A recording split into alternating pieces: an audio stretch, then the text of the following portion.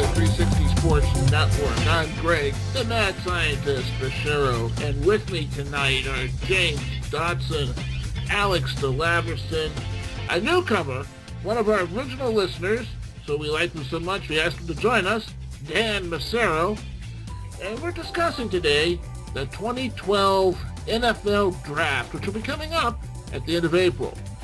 And right now we're going to be discussing the first round of this NFL Draft. Dotson, you seem to have all the picks there in front of you here, so let's sit down here and kind of hash this out a little bit. Well, let's get right into it. The number one pick overall after the end of the Peyton Manning era is the Indianapolis Colts. And it's pretty obvious with the lack of Manning that they need a quarterback. And actually, all four of us have Andrew Luck on the table. Why don't we start it off here with our new fan and friend, Dan Massaro. What do you think about Andrew Luck there, Dan? I do, as 99.9% of everybody, think he is a sure thing. So him going to Indianapolis, you know, if I were the GM there, which hopefully one day I am somewhere, I don't know if I would let Peyton walk, but because this is a transcendent, once-in-a-lifetime quarterback, if there's any one time to let a legend go, it will be now. So I think the Luck pick is solid. No, I definitely agree. There's no other way to go. And, Greg, I know you love his combine stats. What do you... My goodness. I mean, this guy posted combine stats almost to Cam Newton. I mean, you know, he ran basically the same 40. The broad jump and vertical leap are pretty much the same. This guy's, I mean, he's got a huge wingspan. Holy cow. I mean, he's going to be like Aaron Rodgers out there on Lucas Oil Field. I mean, I can't wait to watch this. Yeah, what do you think, Alex? Any chance they go Griffin instead of Luck? No, Luck's going number one. I do agree with Dan. I don't think Luck will be the next Peyton Manning. I don't think he'll come close to that, but he's definitely the best quarterback to come out of the draft in such a long time here. And something that interested me is that he posted the same 40 broad jump and vertical leap as Cam Newton. So he has a good arm and he's athletic. So there is no way Andrew Luck is not going to take him first. I don't think it'll be Peyton Manning, but I think we're going to see a lot of great things out of him. It could be very similar to an Aaron Rodgers style of quarterback, someone who can do all the things in the pocket, but when he needs to, scramble out and look well there as well. So definitely Andrew Luck has to go number one, and we're also convinced that with Washington trading up for number two, that Robert Griffin III will be going at the number two spot. What do you think, Greg? What is Griffin going to bring to the D.C. area? Well, I mean, I think he's probably one of the smartest quarterbacks of this entire draft process itself. This guy did a tremendous job down there at Baylor. He gives Mike Shanahan a dual threat. I mean, the guy's very accurate. He's got a good arm, but he also can run that option play quite nicely as well. I mean, he can take off and you know, use his legs to get out. And this guy is tremendously strong. To look at the guy, he almost looks like he's a running back, the way he's built. Yeah, oh really? And I don't know though. Does he have the talent around him to be able to be successful immediately? I don't know. What do you think, Dan? Right now, no, probably not. I really don't think. But I think in due time, he is special. That's if there's one person you can call special in this class, really ever, it's Robert Griffin III. I don't like the Cam Newton comparisons. I don't like the Mike Vick comparisons because he is the first Robert Griffin III. He has a strong arm. He can move. He's a guy that you want as the face of your franchise. Do I think he'll succeed immediately in terms of wins and losses? No, much like Cam Newton. But in the long run, I think he's a franchise signal caller. So I think 3 first-round picks is an awful lot. But if he's going to win you games in the next 5-6 years, then it was worth it. Yeah, exactly, and that would be what it's worth. And I think you're right. Greg said it the best. He is smart. He went to Baylor to go eventually to law school, so it's not like he's not your typical college player that you would normally see. I guess is the best way to put it. Right. All right. Move forward to another unanimous pick with the Minnesota Vikings. They really need help in offensive line, and we all agree there's no one better out there than Matt Khalil from USC. What do you think, Alex? Is that going to solidify the offensive line enough to make them any chance at competing in the NFC North? I think so. I think Matt Kalil from USC is the best non-quarterback in this class, and Minnesota does have a major need at left tackle. And Charlie Johnson was terrible all year, so the Vikings absolutely need to make sure Christian Ponder is well protected. I think this is a great pick. I think they will make this pick, and I will be extremely shocked if they do not make this pick. So there's no reason to believe that Matt Kalil will not be in the purple and gold next year. No, I think you're right. I think that it was almost a sweepstakes, that you saw how poorly Christian Ponder had to do because he just didn't have the protection out there or up there in Minnesota. So I think getting an offensive tackle can only help an offense that really had trouble last year. What do you think there, Greg? Well, yeah, I mean, we actually saw Joe Webb, no relation to Spud Webb now, obviously, but Joe Webb actually emerged at quarterback there because Ponder was just taking the beating. And it all goes back to the left tackle. Charlie Johnson just didn't cut it. And if you're going to build a team, and you're going to have a strong team, you definitely need a strong offensive line. And Kalil, obviously, the best left tackle out there. I mean, he's going to take care of the blind side. Yeah, Khalil's a man up there, no doubt. And hopefully that can get the purple and gold a little bit lower on the draft boards in some future years.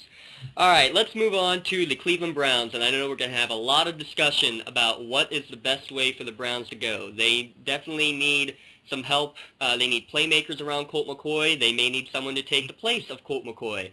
So let's start it off with Dan, our Cleveland man. What do you think, Dan? Where do the Browns need to go here with the number 4 pick?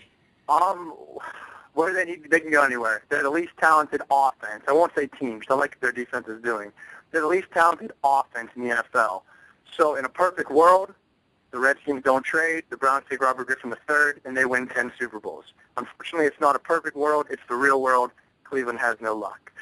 But what I think will happen here is what I'm reading and what I'm hearing is it's pretty much 45% Trent Richardson, 45% Morris Claiborne, and then 10% would be the Tannehill-Blackman field. I believe they'll go with Richardson because they just had him in yesterday, and he loved Cleveland. Cleveland loved him. The fans are already reacting nicely to him. Tom Heckert and Mike Holmgren, when it started, just going to Richardson's pro day. They didn't stay around for one other player, and it was the same day as Tannehill's, where they didn't even see Tannehill. They just went and saw Richardson, so it seems to me like he's the favorite. No, I agree. I think they need to get the playmakers around Colt McCoy, and Richardson not only as an insanely strong back down there at Alabama, I don't even want to know how much he could actually bench press and squat, but just to have that playmaker not only running it but catching it out of the backfield, I think is a good route to go. Alex, do you agree with the Richardson pick there? Definitely. And the thing is, Mike Holmgren went to the Super Bowl with the Seahawks because of a first-round running back from Alabama was carrying the offense. I do believe Richardson is the best player that the Cleveland Browns can take. He has great pass-catching ability. This guy is just a freak of nature. I don't expect them to go with Tannehill. I know a lot of Browns fans want that, at least the ones I talk to. But I think Richardson's the best player for the Browns, especially now that Hillis is gone. If he would have stayed, it's probably a different story.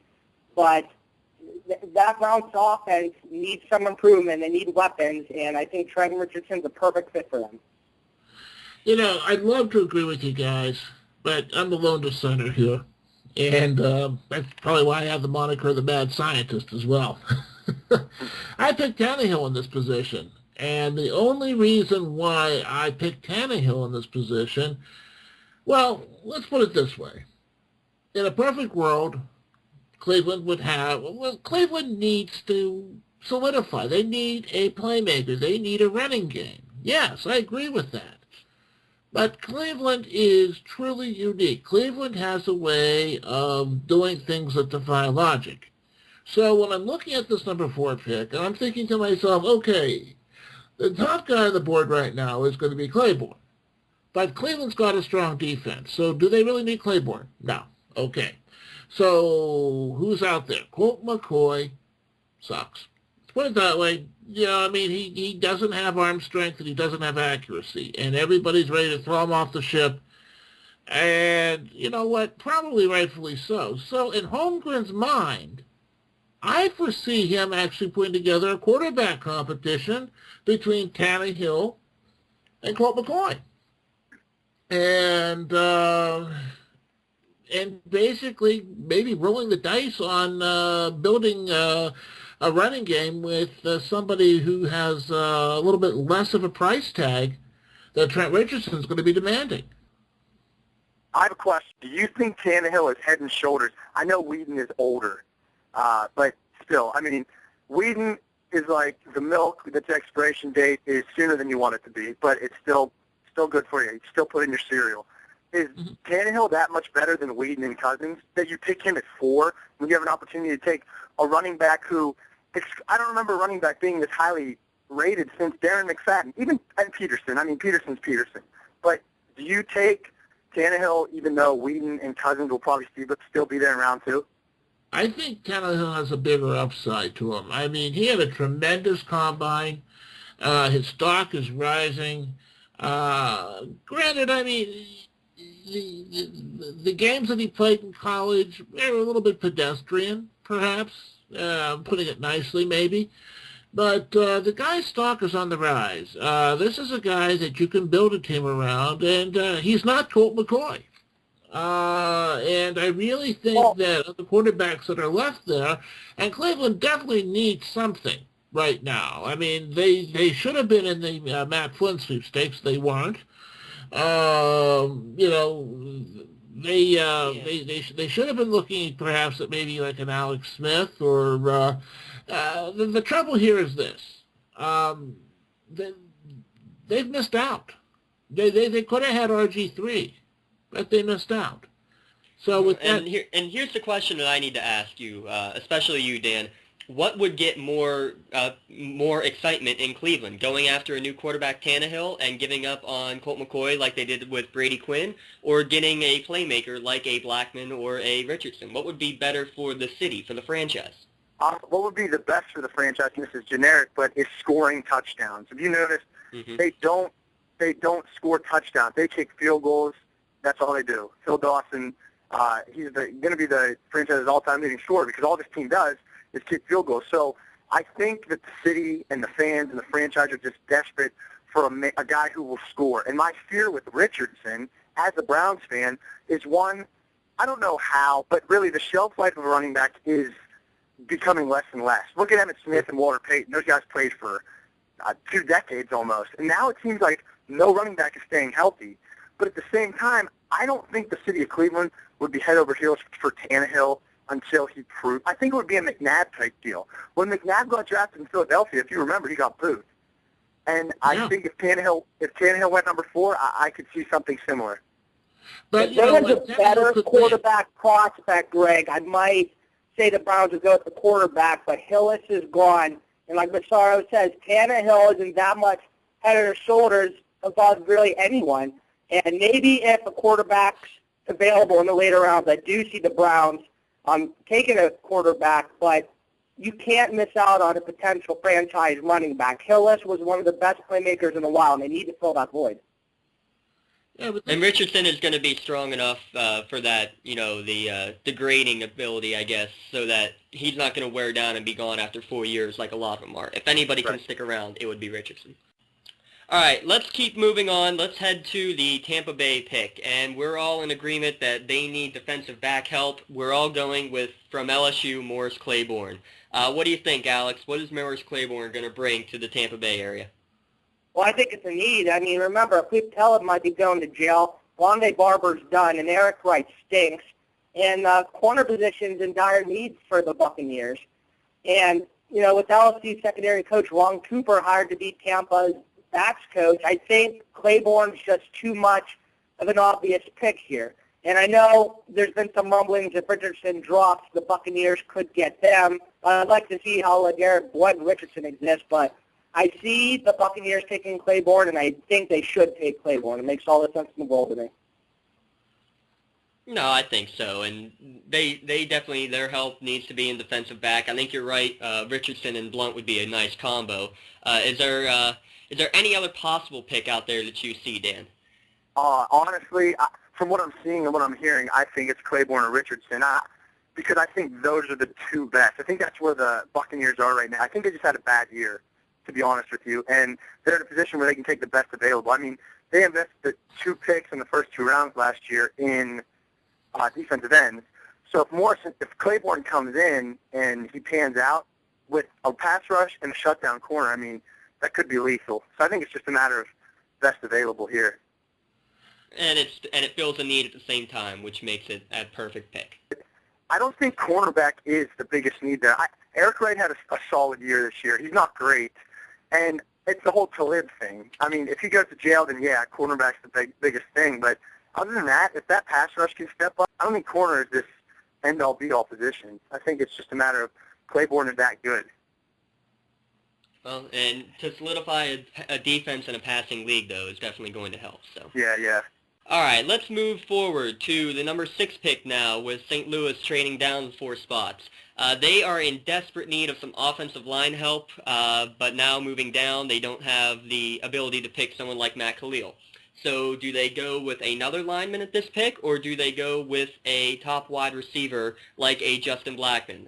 Let's see what the mad scientist has in store for us. Well, one of Sam Bradford's biggest problems last year is he had nobody to throw to.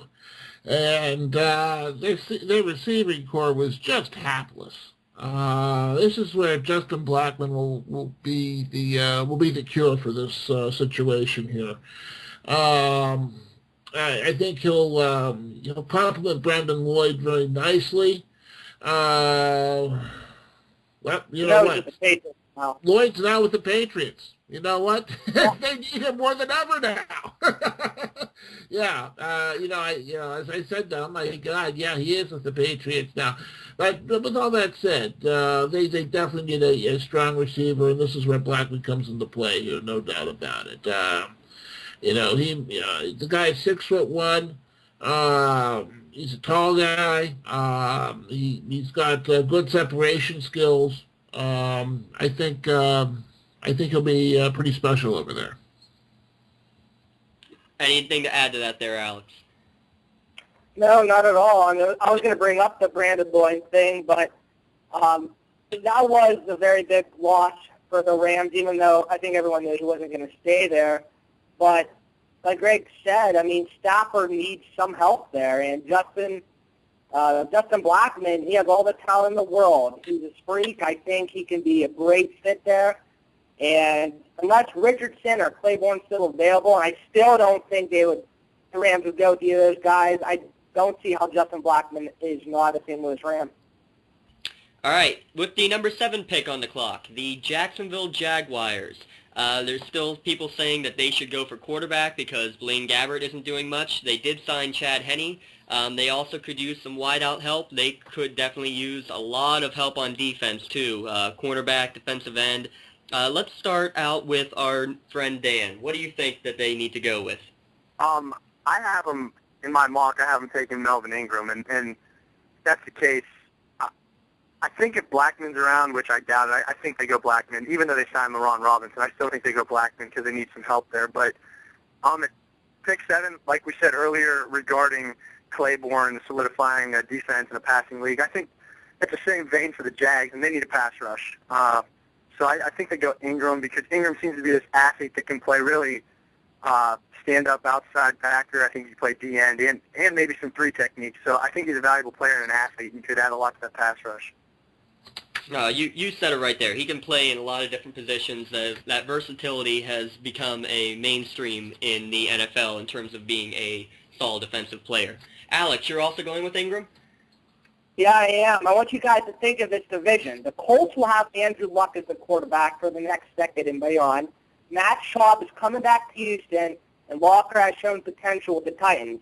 If the Jaguars want to be competitive they're going to need to get to as much pass rush as they can, as much pressure on the quarterback as they can. So they have to go with the defensive end. I think Melvin Ingram's the perfect fit for them. I've also been hearing rumors of Michael Floyd if Blackman's gone if they wanted their receiver, but I really don't see that happening. They might want help for Gilbert, but I think just the way this division's turning out quarterbacks, I think they need to get to the quarterback with good pass rush. So Melvin Ingram makes too much sense to me. Greg's got Michael Floyd for you. Go ahead and talk about the guy from Notre Dame. Yeah, I have to disagree with some of this analysis here on Melvin Ingram. Yeah, he's great, and you know what? But the problem here is this: the problem is the offensive output with the Jaguars, not the defense. The defense is actually pretty darn good.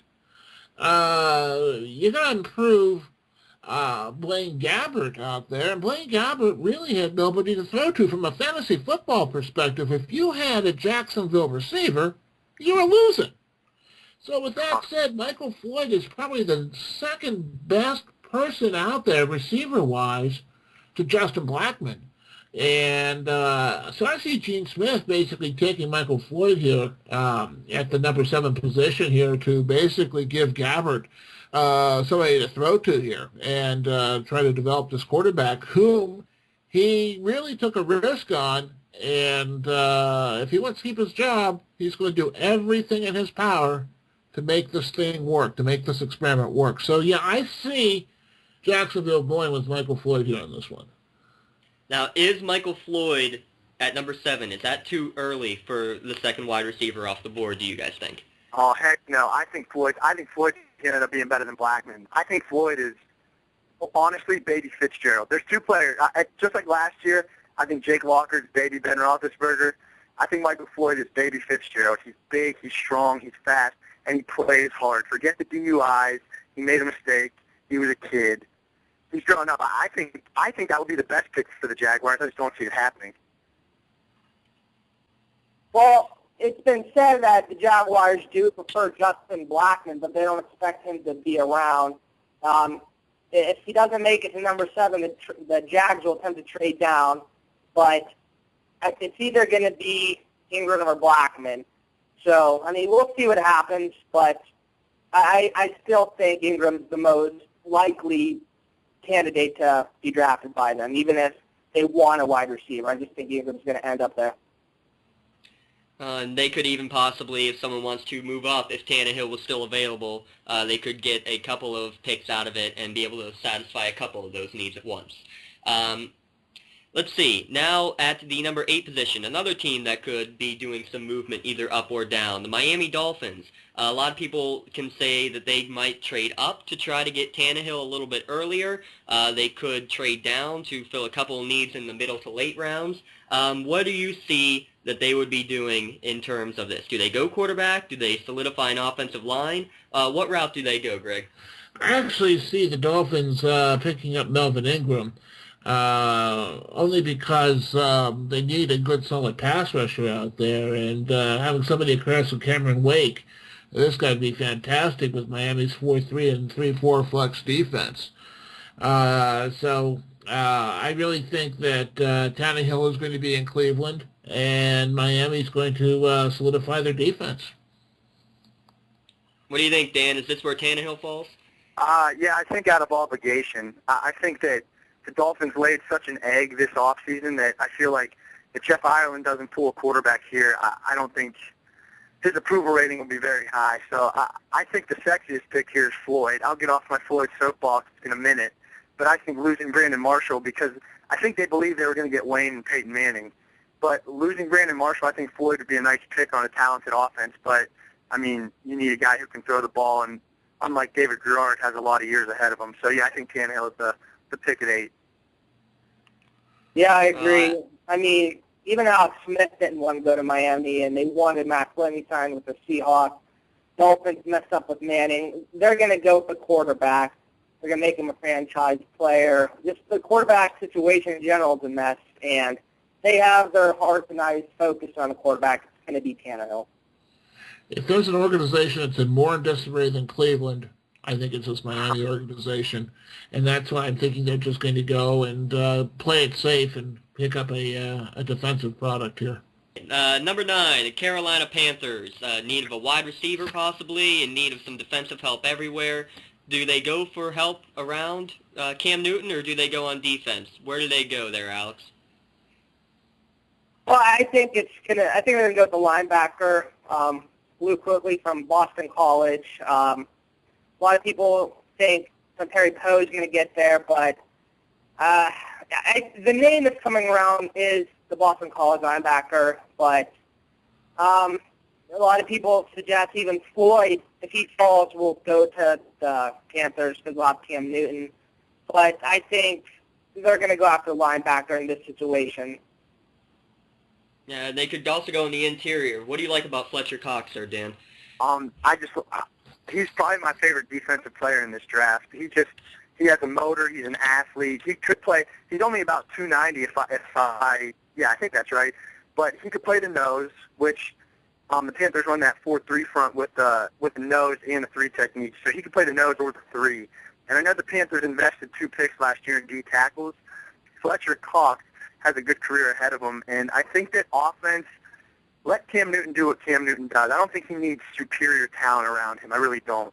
I think that in a perfect world, again, the Panthers would take a corner, but it's too early for Kirkpatrick Jenkins or Gilmore, I think. So Fletcher Cox is the best bet here. All right, and rounding out the top 10, the Buffalo Bills. They could go at wide receiver. Dan has them going with Michael Floyd. They could definitely need some help with some offensive line, with Riley Reef of Iowa is where everybody else is going. What do you know about the big man from Iowa there? What do you think, Greg? I really like Riley Reef in Buffalo right now. This basically, the left tackle position has to be addressed. And if Buffalo can't re-sign Demetrius Bell, and they paid a ton of money to Ryan Fitzpatrick this past season, they got to protect this guy in a big way. So this is where Riley Reef comes into play here. I think he falls right at the right spot there for Buffalo. And so that's why I have Riley going to the Bills. Yeah, I mean, if they can't sign Demetrius Bell, they're going to have to get a tackle. And like Greg said, you spent all that money for Ryan Fitzpatrick, you got to get him help. He is the number one priority, just like Greg said. So, makes sense to me. Other names that are being thrown around is names like Michael Floyd if he's available, but I do think Riley Reef will be a Buffalo Bill. And we all know how Dan feels about Michael Floyd, and I hope he comes out to be as good as we both expect him to be. Yeah. I mean, I think that's what it is. Maybe I was just sick of seeing Floyd available, but I think there's a lot of pass-blocking tackles in this draft. I think Mike Adams will fall to the second round if the Bills want to trade up early second round for him. I think giving Fitzpatrick the money, re-signing Stevie Johnson, just go get another receiver to take focus off of Johnson and let Fitzpatrick just let it fly. That'd be a fun combo out there. All right, the 11th pick, the Kansas City Chiefs. They have needs definitely in the trenches, both on the defensive line and offensive line. Let's start with the offensive line. What do you think, Greg? Do they go offense? Yeah, they go offensive line. It's not the sexiest position in the world, but I see David DeCastro landing over there in Kansas City. He's that outstanding guard from Stanford there. They just definitely need that position filled. Let's just put it that way. And DeCastro fills that need quite nicely.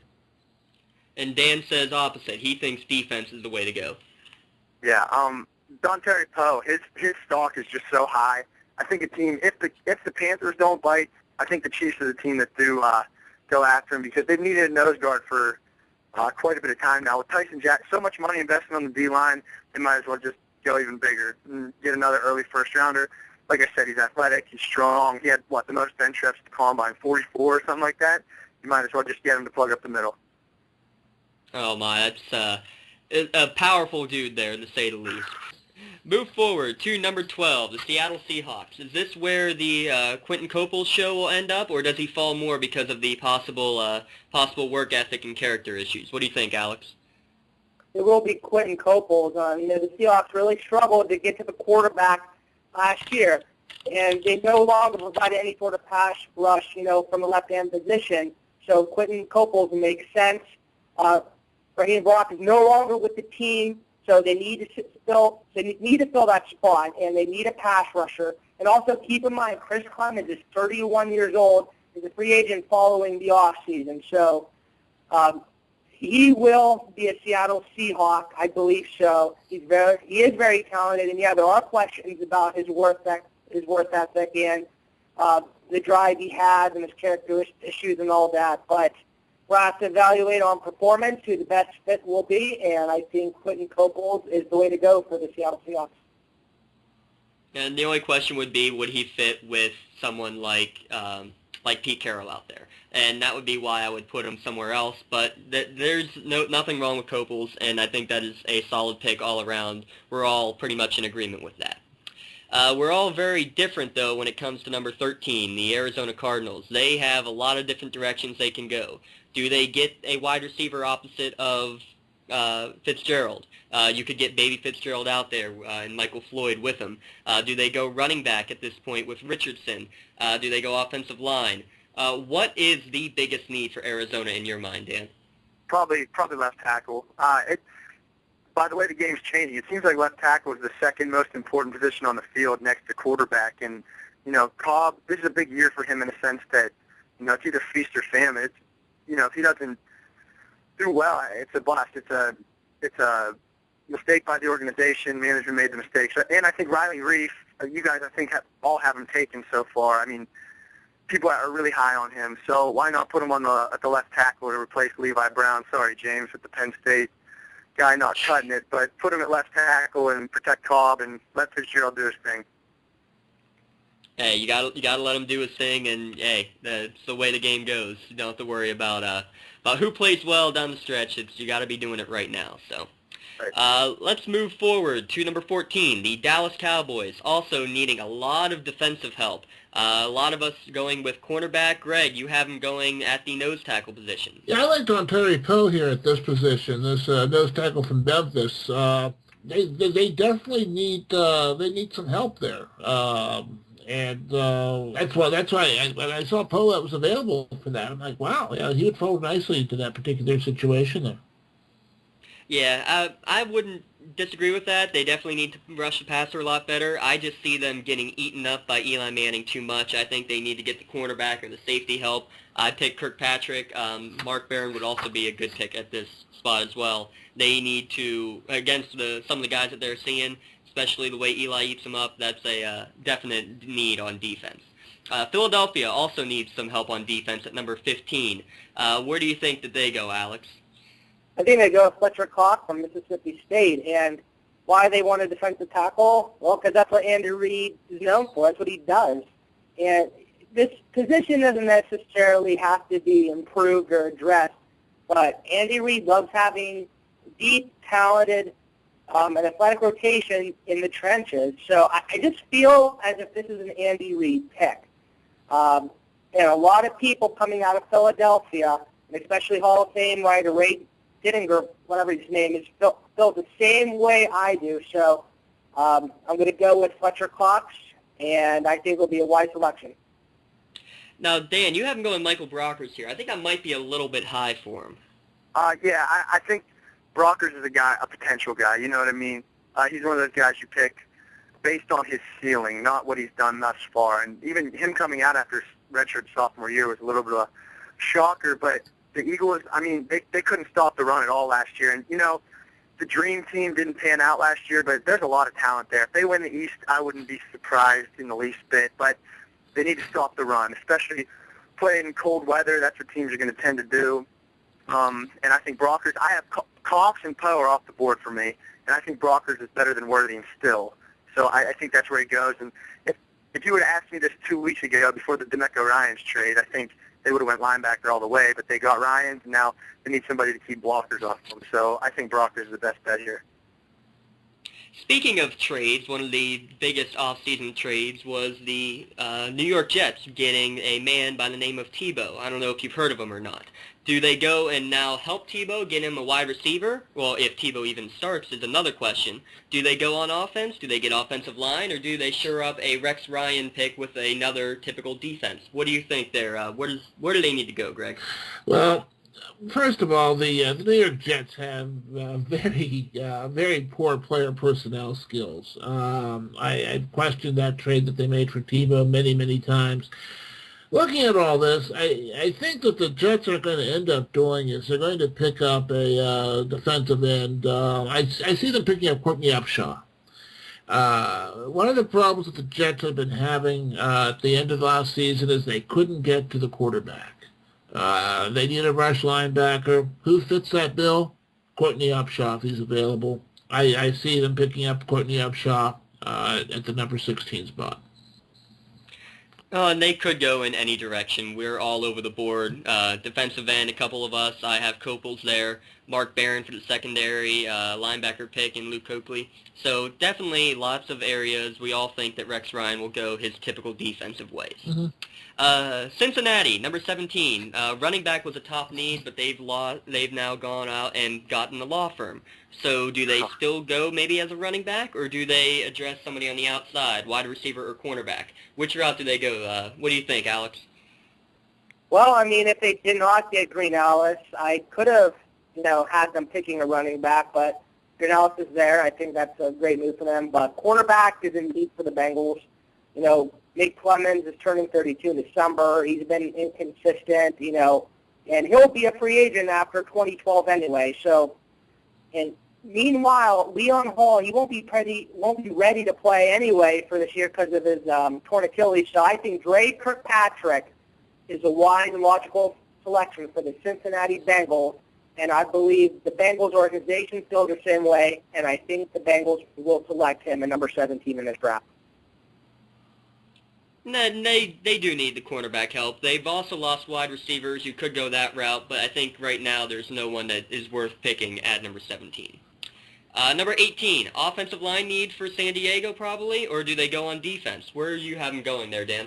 I am taking Courtney Upshaw from Alabama. The reason being my 17th pick is David Castro, and I think the Bengals do that a little bit of a chess match, thinking about if they don't take the Castro, either the Chargers or the Titans probably will. So I think the Chargers have swung and missed a lot on pass rush with Larry English and defense.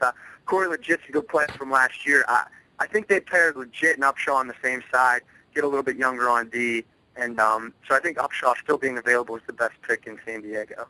And there's a big offseason. And Greg, you have him going with a combination guy too, someone who could play a couple multiple positions there. Yeah, I've got San Diego going with Whitney Merciless. This is a guy that can do the defensive end or outside linebacker type position here. Only because they really didn't address the rush linebacker position last season, and they need somebody. Makes sense. Alex, what do you think? Yeah, San Diego didn't really address the rush linebacker position last year, so I think it's a logical selection. Some people think if Mark Barron's around, they'll go there. Another name that's been thrown around is Dre Kirkpatrick. If the Chargers want to move Quentin Jammer to safety, but I think they'll be selecting a defensive end or a linebacker. I have Whitney Merciless coming out of Illinois, too, for number 18 for the Chargers. All right, number 19, Chicago Bears. Jay Cutler is now reunited with an old friend, Brandon Marshall. Is that enough for them, or do they get more help on the offensive front? What do you think? Where do they go, Alex? I think they go with Kendall Wright from Baylor. And Cutler must have been happy when he got Brandon Marshall, or when he heard of the Brandon Marshall trade. And, just because the Bears acquired Marshall, it doesn't mean they'll not think about drafting a receiver this year. Cutler needs a second wideout, and I know there's a few people out there that are really high on Cutler, and they think he doesn't have weapons to go around. So I think Kendall Wright is a perfect pick for the Bears. I think Cutler's pulling for this pick, and I think this pick will happen. And Wright had a great pro day, and I can't really think of another player that would be chosen at this position if people like Whitney Merciless and Jonathan Martin are gone. So I'm going to go Kendall Wright out of Baylor. All right, Dan, why no wide receiver for you? I think Marshall to pick up was what they needed at receiver. I think Jay Cutler, he makes a lot of mistakes, but his arm is strong enough that just with the speed at receiver they have already with Knox and Hess, I don't think they need a stud, and Marshall's the possession guy they needed. I think they go in the secondary here. Peanut Tillman's not getting any younger. Tim Jennings isn't really he's not that good. So I think they go corner here. I don't know whether it's Kirkpatrick. I haven't taken Janoris Jenkins because I'm highest on him of anybody. I remember him at Florida. He held Julio Jones and A.J. Green when he was with the Gators, both of them less than 5 catches. I think he held Green to 3 and Jones to 4. So he's quite a player. And to me, the Bears will always be a defensive team. I think Urlacher and Julius Peppers, they own their level, the defensive line and linebackers. Now I think they go get that young corner to solidify the secondary. And if so, Aaron Rodgers is really, really losing sleep if he has to worry about him as well. All right, number 20, Tennessee Titans. Was Mike Munchak bluffing when he said he wouldn't select an interior lineman in the first round? I mean, Chris Johnson does need blockers if he wants to be able to do anything again. Where do they go? Do they go inside on this, Greg? I really see Tennessee picking up Peter Cons, the center out of Wisconsin, the big guy out of Wisconsin there. This guy is too good of a prospect to fall to fall any lower than number 20 right now. He basically is going to give Jake Locker the protection that he needs. Chris Johnson's been being paid a hefty salary to do what? We want to see Chris Johnson repeat what he did fantasy-wise 2 years ago, and they need to definitely beef up that offensive line. So that's why I see Peter Cons fitting very nicely in at center. I think that Mike Munchak can't ignore what's going to happen in that interior line. They could go D-line, but I don't think it'll be tough for them to go against getting someone like Cons in the middle or, say, Cordy Glenn. At number 21, Cincinnati with their second pick in the second round. We've all agreed that they need to go get offensive line help and then get some cornerback help or vice versa. What do we think about the offensive lineman here that they would get at number 21 possibly? What do you think, Alex? I think they're going to go with Cordy Glenn out of Georgia. Even though Cincinnati's O-line played really well throughout the year, the unit does have to replace free agent Bobby Williams. And Cordy Glenn had a great day at the Combine with his performance. He's going to be one of the top prospects on the board for the late first round from 20 to 32. And to me, I think he fits Cincinnati's blocking scheme, so he makes sense to me at this point. And I think this will happen, and I don't see any other logical selection for this pick. As long as they hang on to it, it's very likely they could try to trade one of these two away to get some late-round picks or a first-round pick for next year as well. We had another duplicate pick here at number 22, Cleveland with their second first-round pick. 3 of us think offensive line is the way to go. We all like Jonathan Martin out of Stanford to solidify one of the tackle positions. I don't know, Dan. You're going Kendall Wright here. Is that because of the need for touchdowns, or is that the need of a stud wide receiver out there? I think it's more, just like I said before, the need of touchdowns. I don't know if I mentioned, but I really like Michael Floyd, but I don't think he'll be around at 22. So I think tackle, like I said with the Bills pick, I don't recall, but there are going to be tackles available in round 2. Mike Adams, Bobby Massey, they're going to be available in round 2. The Browns need to solidify they need to score touchdowns, solidify the receiver position, and I think Kendall Wright just fits the offense better than Reuben Randall, Alshon Jeffrey. So I think they go Wright because he's there. But the thing is there going to be that solid offensive tackle who can protect for 10 years in the second round? Is Jonathan Martin a guy who can do that? What do you think, Greg? Oh, yeah, I agree with you wholeheartedly. They definitely need somebody there to protect Tannehill when they draft him. Or to give Colt McCoy that extra cushion before he goes for his next concussion. But all that yes. Now, I mean, the offensive line in Cleveland has been horrible, absolutely horrible there. Especially, that position that's been occupied there by Neil Cousins. I mean, I'd be ashamed to have somebody like that keep on that offensive line. That's why you want Jonathan Martin in there. This guy can solidify that line and basically give Cleveland the best chance of getting some points on the board.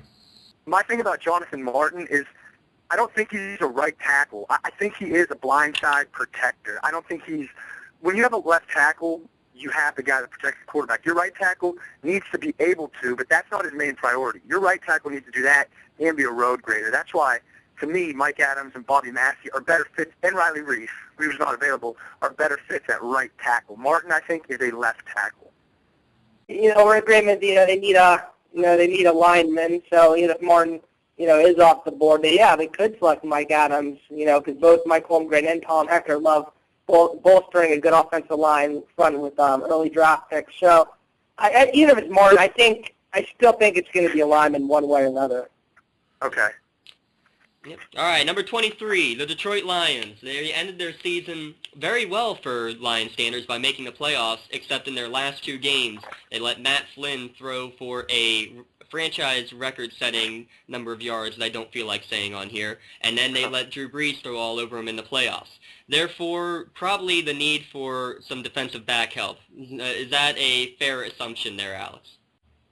Well, here's the thing. I think they will go with the cornerback. I think they're going to go with Janoris Jenkins. They love him as a prospect, but they will do their homework on him to see if he can be trusted with the selection. A lot of people are skeptical about him, but they need to fill a huge need, and the fit. I think it's going to be more about the best player available card when it comes to the Lions in this selection. So it is going to be a cornerback. It's not a quarterback. It's Mark Barron still available at safety, strong safety maybe, but it's going to be secondary one way or another. Well, the best player available really worked well for the Lions last year, and if they don't go with Jenkins from Northern Alabama, maybe Kirkpatrick's still available from Alabama. So either way, they're going to get a cornerback from down south, I think. Number 24, the Pittsburgh Steelers. They've gotten rid of a lot of their veteran linebackers. It's now the time to pick up another one, or do they go elsewhere? What do you think, Greg? Pittsburgh has completely amazed me. I mean, over the past several years, they've proven that they can actually make the playoffs without having any type of corners. With that said, this is their Achilles heel as well. You have our secondary. The Steelers' secondary is starting to get a little long on the tooth. I see the Steelers picking up Stephon Gilmore, cornerback out of South Carolina, basically because they have no corners, number one, and that's a position that they've constantly gotten burned at. That's a position that they got burned at in the playoff game against Tim Tebow. So, with that said, I see them picking up a corner in the first round here. Agree or disagree, Dan? I disagree because Dick LeBeau's strategy, it seems like, or his philosophy, is stop the run, get to the quarterback, never emphasizing the secondary, to the point where his team gets to the quarterback so consistently and so quickly that he lets, look at Troy Polamalu. Yes, he's a freak athlete, but he freelances. If he's out of position, quarterbacks don't have long enough to recognize that. I think they go Dante Hightower, and I think they do so just to fill the void of, Farrior being an older linebacker and how important stopping the run and having that field general out there is to that defense. And although I think Timmons is an athlete and I think he's going to have a great career, I don't think he's really, from what I read and what I watch, that headstrong and that head smart to run a defense. So I think Hightower, who's had rave reviews for his football IQ, I think that he's the pick there. I agree with you. It will be Hightower. Steelers just cut Farrior, and the Alabama product would make a great long-term solution next to Lawrence Timmons. And Hightower just has that Steelers look to him. It seems like he was made for them. But here's an interesting thought I want to bring up, and I'm probably going to get a lot of heat for this. If there is a good quarterback available, and just don't throw daggers at me, do you think the Steelers maybe should select a quarterback? I know a lot of people are high on Kirk Cousins, but let's not forget, he's in his 30s now, and he's always hurt one way or another. He's guaranteed 7 injuries a year. And I just think, it might be time if, Hightower or whoever's not available, maybe just to look at it. Well, I see Pittsburgh actually. If I don't see them getting a quarterback in their first round. I see them maybe in the second or third round if Well, I don't somebody see them like taking. Cousins. I'm just thinking maybe it's something to think about. Well, yeah, it is, and it's something that is extremely valid because you got Charlie Batch, which is basically he's got a jaw made of glass, I think. Leftwich breaks his ankle or his leg every year anyway, so I mean, Right, I'm not that and big on then Roethlisberger to begin with. and then Dixon's gone as well. I mean, so they really don't have a second string quarterback right now. But I really don't see the. I really see them solidifying their defense right now, and I really see them picking up a corner, and that's why Yeah. I'm really strong on Stephon Gilmore. Yeah, about the quarterback thing, I just think it's a matter of if Tannehill's gone, which most likely he will be, it's just a matter of do you take Cousins or Wheaton is old enough to be Roethlisberger's dad, so I don't think that age is a thing where they weigh in Brandon Wheaton. But I think at this pick, no, it's too soon. Yeah, and I don't think they'll draft quarterback the whole draft. I just think they'll do what they do all the time. If Ben gets hurt, okay, defense, step up. It hasn't hurt him yet. Yeah. Second, third, maybe fourth round pick, they might go after it. Definitely not here in the first round. I'd be all for them going after someone like Cousins, but you never know what can happen, I guess. All right, number 25, the Denver Broncos. I don't know if you've heard, but a guy named Peyton Manning is now the quarterback out in Denver. Are we getting him some more help at the wide receiver position, Alex? Oh yeah, definitely. Now that Manning's a Bronco, going from one horse team to another horse team. I like Demaryius Thomas. I think he's a great talent. So I think it's time to load Peyton Manning up. They're going to adjust that offense to his abilities, and I just think it's a perfect selection for them. I know a lot of people think they might go with a guard or a center. A lot of people even think it might be Devin Steele because Denver does desperately need to fill that void at defensive tackle, especially now that Broderick Bunkley recently signed with the Saints.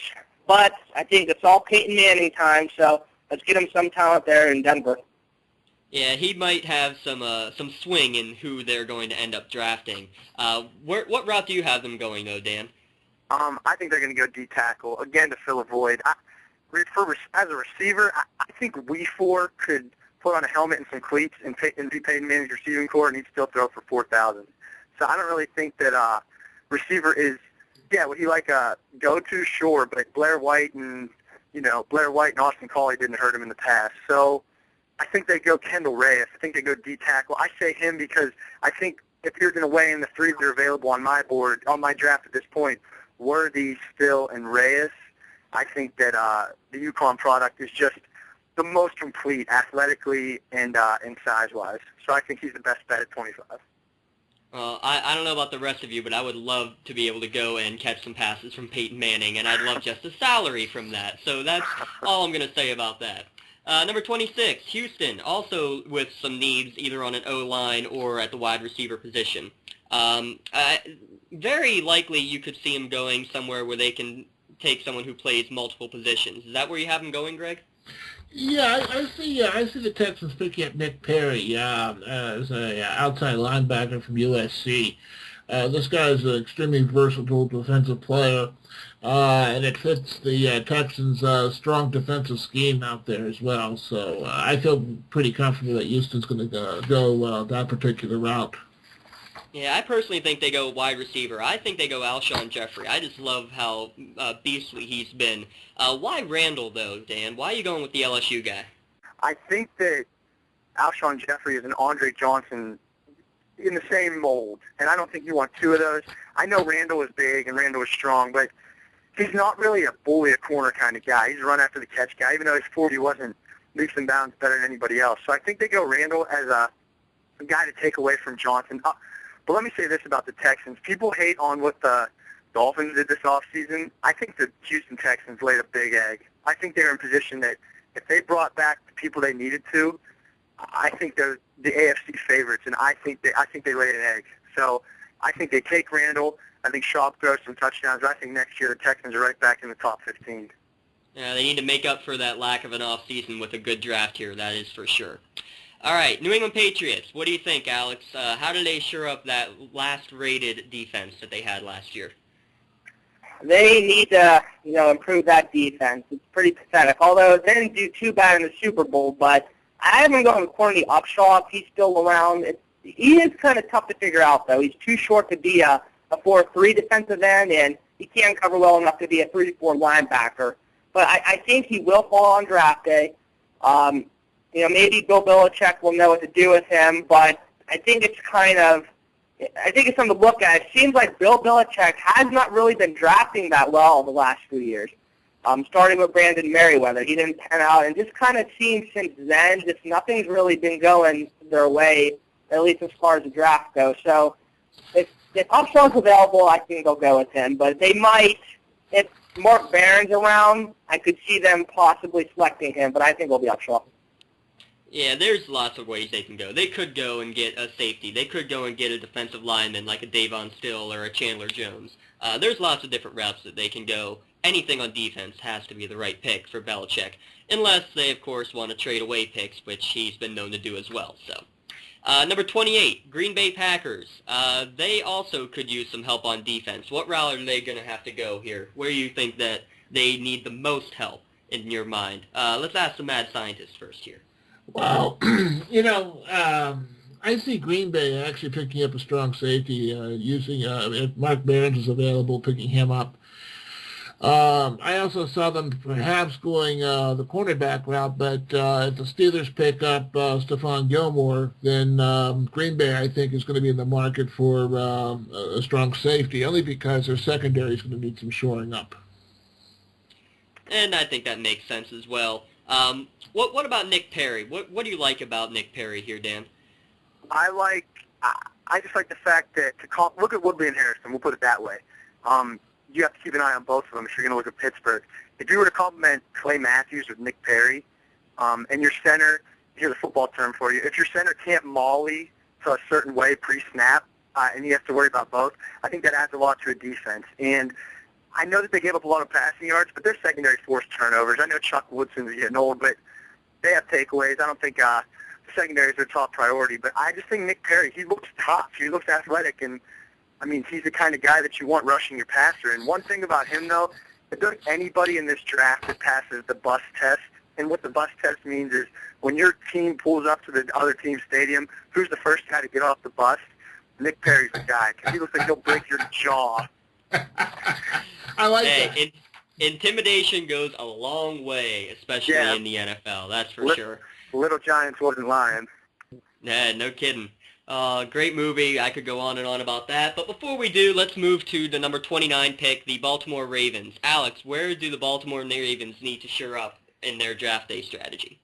I think they'll go with the center. I think they'll go with Peter Kahn from Wisconsin, and they got to believe that the Ravens will draft Peter Kahn if he's available. He'll probably be the top prospect on the board at that time, and he fits the blocking scheme perfectly for the Ravens. Big, tough, physical guy. He'll also fill a big need as well. Matt Burke won't be playing for too much longer. Baltimore needs someone to be the successor. So I think Kahn can play at guard, and he can be Ben Grubb's replacement. So I think it's all about filling a need for the Baltimore Ravens. Absolutely. All right, we're down to one of the last three picks of the first round, the surprise San Francisco 49ers. They look to definitely need, I think at least, they would need some help on the offensive line. The question is, though, do they go elsewhere? What do you think? Where do you think they need to go, Mr. Mad Scientist? Actually, I really see the 49ers picking up another tight end, Coby Fleener. A lot of people seem to think, what's going on with Vernon Davis, but here's the thing. Jim Harbaugh loves utilizing multiple tight ends in his offense. And, with that said, having another one out there, I think can really make this offense that he has a lot more dynamic out there. So I actually see them kind of tinkering a little bit and picking up Coby Fleener. Dan's going to go a little more conservative with his pick, I think. Yeah, I like Kevin Zeitler. I think in a perfect world they'd take Peter Kahn because Jonathan Goodwin isn't anything to brag about at center. But I think that to pair up somebody with Iupati at the guard, and I don't think the 49ers have very many holes. I think they can just go somewhere, who's the best bet here, who's going to shore us up. We got They got Brandon Jacobs. They have Frank Gore. They have Kendall Hunter. I think a guard who's a road grader and who's smart. Wisconsin guys are known for their smarts. I think that's where they're going to go just because it's the safest and best pick here. I think like the 6th or 7th time the mad scientist stole my thunder with the pick. And I do think they go with the tight end out of Stanford. And a lot of people are saying, why would they pick up another tight end? They have Vernon Davis.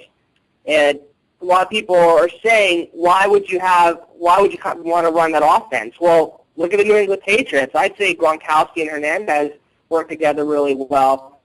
You know, they have Manningham and Moss now. I think if they get Fleener, they can create something really special, something similar to the New England Patriots. But I guess the one thing that does worry me is that Alex Smith is behind center. But I think going with the tight end is not that much of a stretch, to be honest. So we'll see what happens, but I think they want to give some Alex Smith even more help. Well, Alex Smith seemed to do all right last year, so we'll see if getting that one more weapon can help him even more. Well, speaking of those New England Patriots, and let's give Alex the chance to not have Greg steal his pick. Where do the Patriots go at number 31, Alex? Well, I have them going with Devin Still. I know that's one of your favorite players, Mr. Penn State. You know, he's one of many front seven upgrades the Patriots will need to make. Albert Haynesworth was a bust, go figure. You know, they need to address that front line. And Still, yeah, I know he could go as high as number 15, but I think this is more about getting the, you know, great value for your buck in this selection. I think Devin Still would perfect selection for them, and I think they will go that way. Yeah, Dan, you had Still going at number 27, so where would the Patriots go then in your mock at number 31? Probably, I haven't taken Chandler Jones. I just think it's going to be some sort of stack with a defensive tackle / end, that 5 technique, and a pass rusher. So either way, if it's Still and Jones or Perry and Worthy, whatever it is, I think it's just a matter of getting a D lineman and a linebacker that can rush. Yeah, and I had Jones at 27. I have him going Levante David for the linebacker spot at number 31. I think you're right. They'll get that combo if they keep both of those picks, which, again, we never know what will happen in New England. All right, let's finish it up. The Super Bowl champion, New York Giants, with the last pick in the first round. Where do they go? Let's start it with Greg. What position do they need most? Well, I really, looking at this offense, I mean, and the offense has gotten a little bit depleted since the Super Bowl. They're going to need a running back to basically help Eli Manning out with everything. And, I mean, Ahmad Bradshaw has yet to prove that he can carry a full load, and Brandon Jacobs is gone right now. So with all that said, I see them picking up Doug Martin, running back out of Boise State. I think he'll fit nicely into Tom Coughlin's schemes. You know, I see them going with a running back here. You agree with that, Alex? I do. I think even though running back is not the biggest need for the Giants, I think Doug Martin out of Boise State is, you know, a great selection for them. And, you know, people have to remember Bradshaw, you know, he really hasn't proven that he can carry the load for a full season, especially now Jacobs is gone. But I guess this is probably my most shaky selection, only because I keep hearing that Doug Martin, you know, he's a player that his stock's rising in the draft. So, but I will go with Doug Martin or David Wilson. I think it'll be a running back. Yeah, I'm going with David Wilson over Doug Martin. I don't have much reason why. I just think him coming from a bigger program might help in terms of moving forward as a professional. He just seems to have more of the running back build, the short 5'10", 205 pounds. I don't know, that seems more like him, and he started early and always played well, Offensive Player of the Year last year in the conference, so I'd go with David Wilson. You guys went with Martin, and Dan's going with a different Martin, it sounds like. Yeah, I was going to say, I'm taking Jonathan Martin, who I feel is still available at this point in time somehow, because he's probably the purest, and next to Khalil, who, I mean, if anything's a sure thing in this draft, I think it's Khalil. I know Robert Gallery heard that once before, and, you know, he doesn't like that. But I think that Jonathan Martin is just a pure left tackle. Will Beatty, he does fine there at left tackle for the Giants, but when you have a guy like Eli Manning who's proving himself to be the elite of the elite, you need to protect him. And Jerry Reese, the last 4 or 5 years, the general manager of the Giants, has done a phenomenal job of just stockpiling talent to a point where they have no need in defensive line. They have no need in the secondary. Maybe they could go linebacker, but I don't think anybody's the value of anybody is enough to take this pick. And then I could see David Wilson here, but I think Jonathan Martin is just, like I said earlier, left tackle is the second most important position in football now, and be able to get one for the next 10 years and move Beatty to right tackle would only move the Giants even further and further ahead. Well, that wraps up the first round analysis. We want to ask one last question before we wrap everything up. Let's start with Alex. Alex, what second, third, fourth, maybe even seventh round pick do you see that will be like the greatest value? Someone who is really underrated right now as a player as a whole that could be picked late that would be a great selection for a team out there. My sleeper pick is actually Evan Rodriguez, tight end at Temple. And yeah, this can be the hardest position to pick for a sleeper just because it's a weak group going into the 2012 draft. However, Evan Rodriguez, he's had a very solid year 2012. Or 2011 actually. He looked good at the East-West Shrine and ran really well at the Combine, especially in the 40-yard dash. He actually came in with a 4.58, which is exceptional for a tight end. He's 6'3", 250 pounds. He's been compared to someone such as Aaron Hernandez, even though they might not be completely identical in size. He seems like someone who could fit the type of offense that uses tight ends, like the New England Patriots or just any team that could use a flexible, strong tight end. So this is my sleeper pick. I like him, and he'll definitely go between round 3 and 4, or he should at least go between rounds 3 and 4, 2 to 3. Fair enough. All right, Dan, same question. Either a late round sleeper or someone who's going to be a bust who we're not thinking of. What's something that's going to catch your mind after the first round? I believe that the Super Bowl is won in the later rounds, piecing everything together. And I think the best not the best quarterback, but we'll put it this way. Kirk Cousins, Michigan State, wherever he gets picked, he will be a starting quarterback in the NFL for 10 years. I really do think so. And I'd love to see him in Cleveland. And other than that, I think Vontaze Burfict, who people think, he has all these character issues. He's running 5'1" 40s. You know what?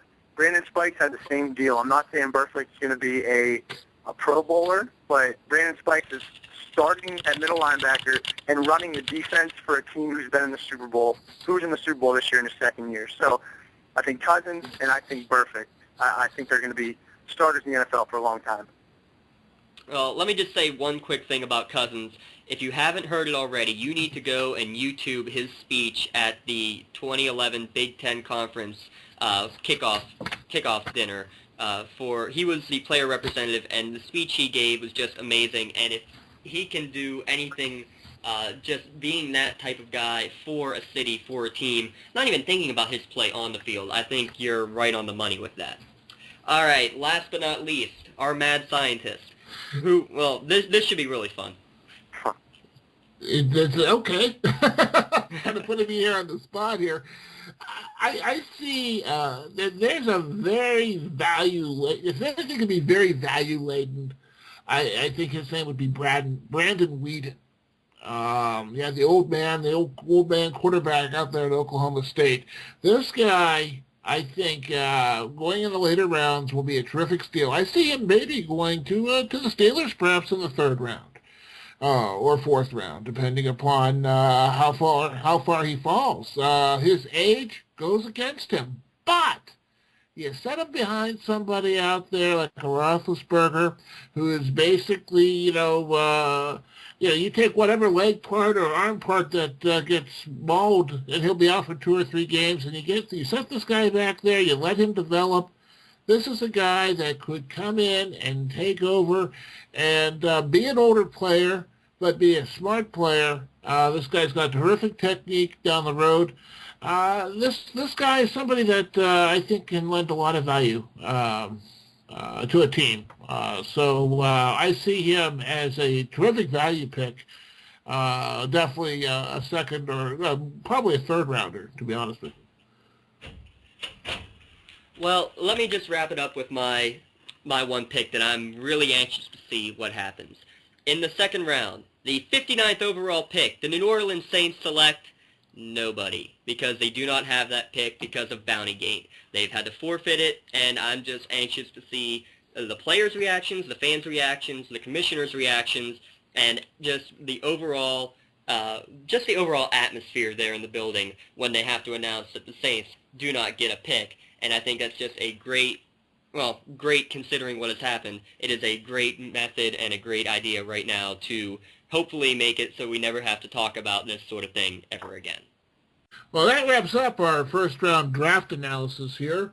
Dan, I want to thank you for joining us. You're always welcome to join us and to be our another voice of reason out there. Alex, James, terrific analysis. Surprising that we're very similar, I think, on about 90% of the stuff that's out there. So with that said, feel free to comment.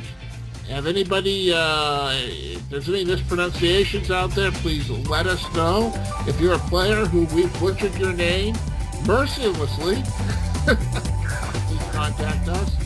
And we'll be talking to you down the road, perhaps with some second-round analysis down the road. With that said, I'm the Mad Scientist. Good night.